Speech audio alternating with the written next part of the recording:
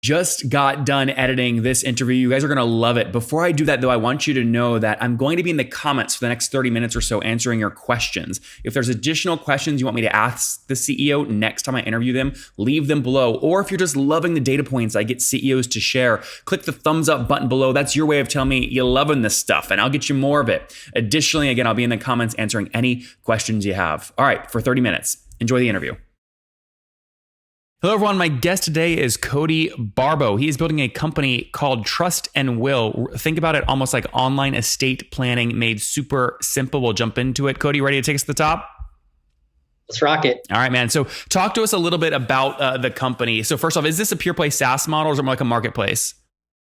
It's a hybrid. We have an upfront fee that we charge for our 3 products, and then there's an ongoing annual subscription because estate planning is a lifetime of updates. It's not you set it up once, you're done with it. You have kids, you buy a home, you build your wealth, you have an inheritance, you have liquidity. We want to encourage people and use technology to update their estate plans throughout their lifetime. So that's where the subscription comes in. Is this just for rich people?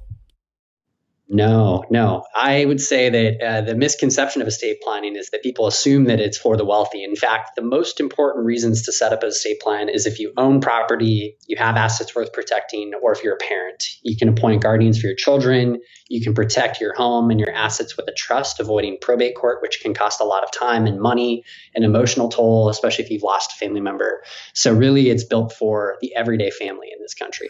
Out of curiosity, because I'm going to give an example of my dad here in a second, what's the average age of a parent or a person that is paying you guys, using you? Yeah, so majority, about 70% of our members are going to fall within the kind of 25 to 50 range and have minor children. It doesn't discount the fact that 30% of our members are 55 plus, but our core focus is really people that are starting families, buying their home, building their wealth, and going on this journey. Okay, yeah, I was gonna ask. I just went through this with my dad, who's 83, and I mean, he can barely type. His thumbs are too big. He doesn't even understand like a keyboard text. And I'm trying to say, Dad, call a freaking lawyer and get this stuff down. And he's like handwriting stuff out. It would be a nightmare for me to try and get him to use this, even though he desperately needs it. Yeah, 40% of boomers have no form of estate plan, which is honestly a crisis. You think of people our age that are now entering the kind of caregiver role, taking care of our aging parents or grandparents. And it's incredibly important to have these documents set up to make it easier for transition when and if the time eventually comes. So for hopefully our parents, not for a long time, but it is a reality that we have to face at some point. Yep. So, okay, paint the picture here. Let's go to your core cohort here. 70% between 25 and 50. Someone listening right now is 30 years old. They want to use you. On average, what are they going to pay on the upfront fee? And then what are they going to pay on the annual subscription? Yeah. So we try to price our products as affordable as we can. We have 3 products in market. We have Guardian for the first time parent, which is $39 for an individual, $49 for a couple. It's $10 a year. We have our Will package, which is $69 for an individual, $129 for a couple. It's an ongoing fee of $20 to $30 a year, depending on which product. Sorry, that was $69 setup? $69 for an individual will and $129 for a couple. And then we have our Trust package, which is $399 and $499 with a $50 a year ongoing subscription. So really it's for that mate. $399 setup. Correct. Got it. So someone's going to use all Guardian, Will, and Trust products. It's going to be kind of 40 per month plus 70 per month plus 40 to set up, 70 to set up, 400 to set up, and then something like, $30 to $60 per year. 10%. Yeah. Oh, yeah, 10%. It's like 10% of the purchase price per year. Yeah. Cause it's kind of crazy. Like an estate plan, if you go to an attorney, you're going to spend anywhere from $2,000 to $5,000 to set this up just to make a simple update. Like you had another kid, you bought a new property, you moved states. It might cost you $1,000, $2,000. So just having that nominal annual subscription allows us to kind of keep that maintenance and relationship with our members so that as they go through life, these life events happen. I'm living proof of it. I got married, having a kid this year, and then we'll be buying a home. It's logical to go set up and update these documents, but not have to cost you an arm and a leg to do so. Yeah, you're the perfect founder for this company. So before we get more of the backstory here, the journey to this point, give me a sweet spot here. So it sounds like people ignore the setup fees for a second. Is it fair to say maybe the average is a person paying you something like $40, $50 a year? Yeah, about so. Yeah, if you average it across the products. Okay, fair enough. And are there any power laws across the products? In other words, one of these products makes up more than 80% of the revenue? Yeah, the Trust makes up a considerable amount of our revenue, considering that our base product, the Guardian, is at $50 and our Trust product is at $500. It is a 10x jump to the Trust. I think with estate planning, most attorneys want you to set up a trust. It is the best option if you want to protect your assets, avoid probate, and avoid those fees that are associated with it. But for the first time parent who maybe doesn't own any homes, I think of like the younger millennial parent, like mid to late 20s, who just had their first kid, doesn't own any home or any property or assets. The peace of mind of knowing that your kids are protected is the single most important thing that we're trying to hit on, which is why 45 million parents with minor kids in this country don't have any estate plan. Let's start them with the Guardian product and then work them up towards a will package or a trust package when the time is right, never forcing them into something that they're not quite ready for. Yep. Put this stuff on a timeline for me. When did you launch the company? We started talking about this August of 17. We entered a pitch competition that we took third place on at Qualcomm's headquarters, which was like a forcing function to incorporate because we had Techstars approach us, angel investors approach us. We incorporated in October of 17. We went through Techstars in 2018. We raised our seed round that we announced in January of last year of 2 million. We announced our Series A last month of 6 million. We've done some pretty cool stuff. We're live nationwide. We've had about 65,000 people sign up for Trust and Well for one of those three products. We did the first all paid, or is that free and paid? Free and paid. Free and paid. We work with partners on financial services, insurance, a couple other categories, so we can discount the products or do revenue shares with those partners. And then we have our kind of history-defining milestone was last year in January. We did the first electronic will in history, U.S. history, which means digital signature, digital notary, digital storage of documents. It is the future of not only every industry, but it is estate planning. It's just unfortunately the last industry to adopt modern tech. So just to be clear, that was the first digital will or trust? Digital will. Digital will. Interesting. Yep. Okay. So let's get more of the early days here, the first couple of months. So forcing function was the Qualcomm event. It sounds like you incorporated October of 2017. How long were you writing code before your first dollar of revenue? Do you remember? Yeah, we launched our first product, which was the will, just a basic last will and testament in the states of California and Texas in April of 2018. That's when we finished Techstars. That was like our coming out party. We were like, hey, we finished the Techstars Accelerator. We launched our will in California and Texas, two of the biggest states. And that's when our first paid customer came through, because the first 200 were friends in the network that had kids or owned property that we gave them a lot of freebies for putting up with our bugs. So about a 4 to 6 month development process. Okay. And I always like to give this question, if you remember, can you quantify what you spent all in on your MVP before that first dollar of revenue? How creative were you? Yeah, probably a couple $100,000. I mean, we had, for context, I have been a serial entrepreneur. It's my third startup, second venture backed. My two co-founders, Daniel and Brian, they come from a custom software development background. Daniel was running biz dev. Brian was running product at the agency. And then we had a fourth person on the team who's developing the full system for our MVP. So between the four of us, upon incorporation, we raised about, I think like $250,000 going into the start of 2018. That's including Techstars. And then by the time we finished Techstars, I think we wrapped up, like, you could call it pre-seed funding, but we had collected about $500,000 at that point. But we had invested a couple $100,000 to get the product to where it needed to be. Considering the sensitivity of the documents and how important when they function once you pass, we wanted to make sure they were right before trying to rush a, kind of stick together MVP to product market. So first customers, April 2018. How many are you serving now today? We're seeing about 100 signups a day or more, which is fantastic. And our conversion is anywhere from 10 to 20%, depending on the product, depending on the day. Pretty good conversion to paid customer. And we're typically shipping out documents within a 12 to 36 hour period. It just depends if it's the trust package, which is a lot more involved, or if it's the will package, which is just a simple folder that we can drop ship and put out in the mail and ship out across the country. So what are those conversion rates? I mean, if you just, the total customer account you're serving now today, ignore the one-time stuff, just the ones that are paying you recurring and manage all this stuff for peace of mind. What is that at? You're talking like 10 or 20,000?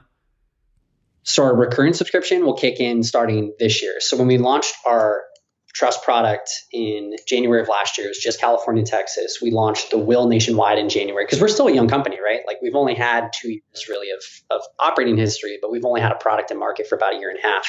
So our first round of subscriptions will formally kick in starting this month. But what's been interesting is that since we launched the will in April 2018, over the course of that last year, or since then, we've had people come back that set it up because they got married. They wanted to update it because they had kids, or they wanted to update it because they moved states, bought a new home. So we're seeing about 1 in 100 folks come back to make that initial update without any marketing around the fact that, hey, you should come back and update if you've had any of these life events as triggers. So as we move forward into 2020 and beyond, we're not just manually reaching out to our members to say, hey, if you had one of these things happen, here's why you should update your documents. But we want to also encourage, with our development team, leveraging technology to know or predict when these events happen. We know that you got married, or you had a kid, you moved states, you bought a new home, to trigger an email to get our members to come back and make those updates. Okay, so just to be clear, you have 65,000 signups to date, of which about between 10 and 20% have converted to paid. But that paid were those one-time fees you told us about earlier. You don't have monthly recurring subscriptions yet. That's going to kick in this year. We don't, subscriptions formally kick in this year. I mean, we were charging for updates. The price of the subscription, we would charge for updates throughout 2019, which gave people any life event that happened the ability to come back, make the necessary updates, and still get their documents printed and shipped to them. But it was about a 1% conversion, but that was off a small batch of the initial customer base from 2018. Since that was really our first year in market, we only had one product.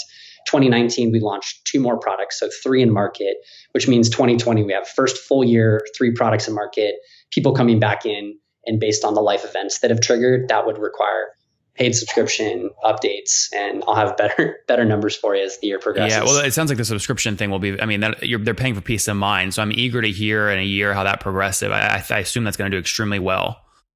Yeah, the whole vision for the company is, as we push the regulatory landscape for all 50 states to allow for an end-to-end digital experience, digital signature, digital notary, digital storage of documents, we want to forgo even the need for that significant upfront cost and immediately kick you into the subscription day one, which is just an ongoing annual fee. And that can be subsidized through partners as well. Well, you raise capital, right? So like the setup fees typically in SaaS companies are usually to recoup CAC, right? Instantly. That allows your economics to be healthier. But now that you've raised capital, you can afford to have a 12 or 24 month payback, and you can afford to get people on a recurring plan with longer LTVs versus the one-time upfront stuff. So, I mean, will you eliminate the one-time upfront stuff this year?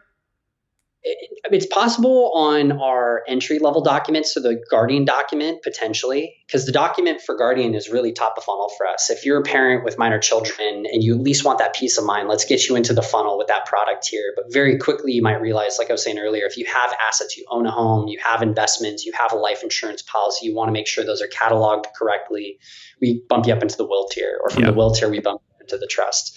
So we have flexibility to work with our pricing since our margins are fantastic, but we want to be really smart in terms of how do we communicate trust with a paid product? Because we felt that a free product within estate planning can actually communicate distrust. Well, what's the catch? If I'm making these sensitive decisions, right? What's the catch of a free estate planning document? So that's why we like the paid product. It's priced competitively, but we also want to make sure that we have an opportunity to adjust and evolve our business model. And so, Cody, to date, now that we understand how the pricing actually works, how many customers have paid you at least $1 to do something? We have at least $1. I'd have to run the exact number. I mean, it's between, comfortably sharing north of 5,000. And it just depends which product tier they chose, if it came through a channel partnership or it came direct. Okay. So is it fair to put a range between 5,000 and 10,000 customers that have paid something? Yeah, I'm trying to be mindful of what I'm sharing because we are venture backed and I know we have competitors out there. So I'm trying to play that game in my head of like, what do I feel is most appropriate to share? It doesn't give away kind of the core foundational business metrics. Yeah, I think even if people know total metrics, right? Public companies are like this, right? Some private companies share all this as well. It all comes down to execution, right? And so you're executing. It sounds like part of the secret sauce here is you've built great channel partnerships to get 65,000 free signups. Walk me through some of those. I mean, can you name a channel partner and why do they promote you versus someone else? Yeah, absolutely. So one of our longest partnerships is with Haven Life Insurance. Haven Life Insurance is a subsidiary of MassMutual. They're targeting young families with term life policies up to a couple $1 million. Life insurance and estate planning go hand in hand. They're so complementary. Most people start to think about life insurance because they got married or started a family. It's very complementary to why people start to think about a will, is generally what most people think to do versus a trust, which takes a little more kind of financial knowledge and savvy to understand. So we have Haven Life, where they have a benefits package called Haven Life Plus. They've wrapped in our will as a free will for their life insurance policyholders. And we have a phenomenal conversion from a Haven Life policyholder to a trust and will customer. Yep. let's say they drive you told me a price point earlier for the Will of $70 to set up, then something like $20 a year. Ignore the yearly stuff because that's kicking in this year. But if Haven drives you a $70 one-time customer, do you just split 50-50? No, so we wholesale it with them. So we get their customers are getting the Will for free, and then they're paying us a wholesale rate because it's a bulk rate on the back end. Oh, I see. Yeah. Interesting. Okay. They're much larger than Trust and Will. They're obviously funded by MassMutual, one of the largest life insurance companies in the country. It's still a MassMutual policy that you're getting. It's just Haven Life is the brand that they're marketing towards this younger family demographic on. Interesting. So Haven will come to you at the beginning of 2020 and say, listen, Cody, we're going to sign up 5,000 people this year. What's a cheap one for your Will product? We're not paying $70 for every one of them. Can you give it to us for $5, but we'll commit to, again, 1,000 and pay you 5,000 right now? Precisely. And we have a ton of flexibility to do that, not just with insurance companies, but we'll be announcing some partnerships in the financial services space here in 2020 that functions fairly similarly, either through a wholesale rate or through a revenue share. Interesting. Okay. Talk to me about the team. How many folks today? Yeah, we got 11 people on the team. So 3 co-founders. We got a 10-year trust and estates attorney, head of marketing, a lot of product engineers. How many engineers writing code? We have 5 right now. Okay. Yeah. And now your price point is not one that lends itself to field sales, right? It's a more of a no-touch partner kind of model. So do you have any quota-carrying sales reps or no?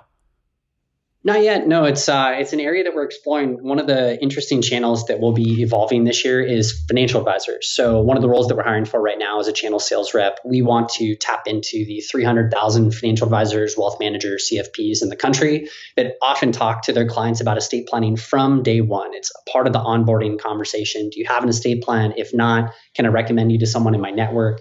We feel there's a massive opportunity to grow our network through the financial advisor space and to onboard their clients into the Trust and Will ecosystem. So basically building out a tool set for clients, but also to help be a part of the estate plan over time, which we're really excited to kind of announce more formally in the coming months. No, it'll be exciting. Now, we usually focus in depth on SaaS companies on the show. Now, you don't have the recurring stuff kicking in yet, so churn might not be critical for you right now. You obviously can't really measure churn on a one-time product. Are you measuring churn right now? And if so, how are you using it as a leading indicator or lagging indicator? That's an awesome question. It's so interesting. Like estate plans, it's such an essential life document. Our hope is that people don't ever churn out, that people will just kind of pay that recurring fee. We give them peace of mind and trust that we're always there to notify them of any law changes, to keep them on track. If any life events happen in their life, we want to make sure those are reflected. They always have an up-to-date estate plan. So the goal would be to keep people throughout their entire lifetime, even through death, which is part of our longer term vision to get into the distribution side of trust and estates. That's where a lot of money is made in this industry. But again, it's not accessible to a lot of families. People don't have the education on the importance of a trust. So we want to be with them throughout their lifetime, but we'll have better numbers. You still have to convince them though, because you don't have anyone on actual recurring plans yet. That's a project for this year, correct? The recurring plan, so at the checkout screen, you are opting into the recurring payment, the annual payment. What we're doing is taking a very hands-on, high-touch approach to our member support. We call members instead of like a user or customer just because it humanizes the experience. Or someone that's going to die soon and make you a lot of money. Yeah, exactly. We want to have that hands-on, high-touch approach to as that activation of the subscription kicks in, we're helping educate our members on why they want to pay the subscription, which is peace of mind, ability to update the documents, cost of basically repaying the full purchase price again, that if they canceled out of the subscription, they came back in 3 years because they had another kid, they want to update their trust, it's going to cost them the full purchase price versus that $50 a year recurring. So the goal is just to kind of keep them looped into it as long as possible. Yeah. If we take that 5,000 customer number from earlier times that average ARPU of $50 per year that they're opting on the checkout screen, that's, $250,000 obviously per year. Is it fair to say you're north of that at this point? Yeah, yes. Okay. Do you think you'll break $1 million this year, or did you break it 2019 or no? Revenue run rate. Yeah, we broke $1 million in 2019, which was awesome. How do you calculate run rate though for this kind of company? It's upfront. It's that upfront fee, and then it's ongoing LTV with a 5-year basically goal with a churn baked in. We have 10% churn baked in. It's tough to do it with our predictive model versus actuals, which we'll have much better grip on going into this year. But that's So That's when my you short say answer. you break $1 million run rate, though, typically when I talk to traditional SaaS companies where there's no upfront fees, it's pure subscription. What that means is you broke $83,000 a month in December of 2019, multiplied by 12, your run rate is north of $1 million. For you, though, I'm trying to figure out how you handle the $300 one-time setup fees, right? You don't include those in your run rate because those are one-time, correct? Correct. Okay, got it. So basically, the average price point of your recurring plan, you said earlier, is about $50 per year. What you're saying is you have enough people paying $50 per year that you've broken $1 million run rate at this point. Yeah, well, both. We broke the $1 million run rate through the upfront purchase price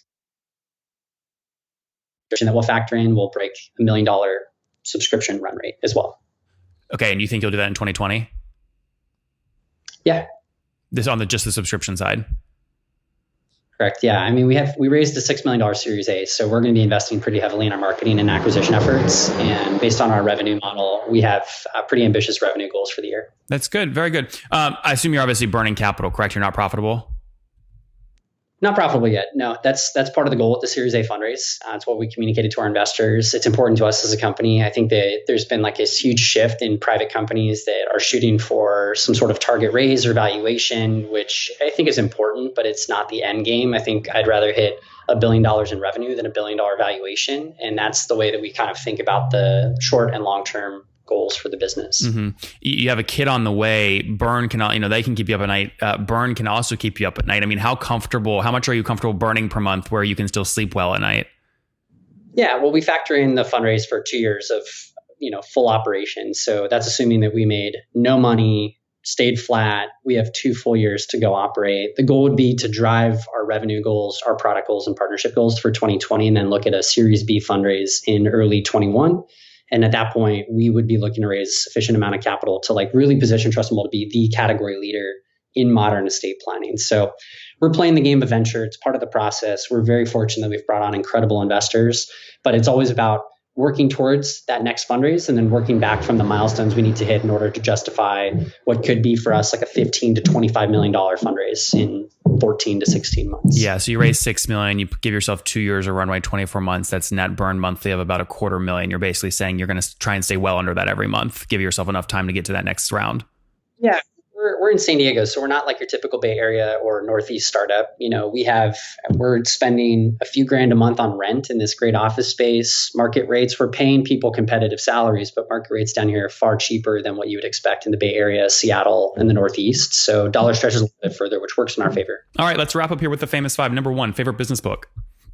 Favorite business book. Recently, I love Secrets of Sand Hill Road by Scott Cooper of Andreessen Horowitz. Like, I'm good at fundraising. It helped unlock my fundraising superpowers. So I'm really bullish on that book right now. Number 2, is there a CEO you're following or studying? Yeah. Oh, man. Justin Kahn at Atrium is someone who I've really started to admire. I think that he's taken a really thoughtful approach to how he wants to better himself as a person, a human, a husband, a father, but also as a CEO to his company. And I like engaging with this content. Cody, number 3, what's your favorite online tool for building your company? Favorite online tool? Slack. I love Slack. Live and breathe Slack. This number is going to go down on this next question when the baby comes. But currently, how many hours of sleep are you getting each night? About 7. I've really prioritized sleep over the last couple of years, and 7 is comfortable. And it sounds like married. Do you have any kids currently, or this first one's the first one? No, this is first. Yes, first one. So that 7 hours will probably go to 3. All right. And how old are you? I'm 30 years old. Okay. Last question, Cody. Take us back to your 20-year-old self. What do you wish you knew? 20-year-old self, it's going to work out. I think you put so much pressure on yourself when you're like about to finish school or you're kind of entering like this next decade of your life of like being an adult for the first time. And if you surround yourself with good mentors and a good group of friends, things naturally start to play out as long as you kind of stay out of trouble and be mindful of your health. Guys, there you have it. Trust and Will serving over 5,000 folks, helping them, whether they're a parent and having guardian plans or setting up their will or setting up their trust. They passed $1 million in run rate last year, hoping to scale obviously aggressively past that here in 2020. They've raised $8 million to do it, $6 million most recently. Team of 11 people, obviously burning cash to drive that growth. 5 engineers right now. They've baked 10% gross churn into their plans, but they're truly launching true recurring revenue plans really this year. So it'll be their first full cycle with 3 products. We'll see how that performs. Meantime, they've got a great channel partnership strategy with folks like Haven Insurance, who they wholesale subscription plans to and let them go sell that way. It helps them keep their CAC down, get more exposure and scale. Cody, thanks for taking us to the top. Yeah, thanks for having us, Nathan. These CEOs rarely give these kinds of interviews. I hit them hard, I get the data, and I want to do it more. So if you want to get more of this stuff, make sure you subscribe up here. And then additionally, go check out one of my other CEO interviews right now.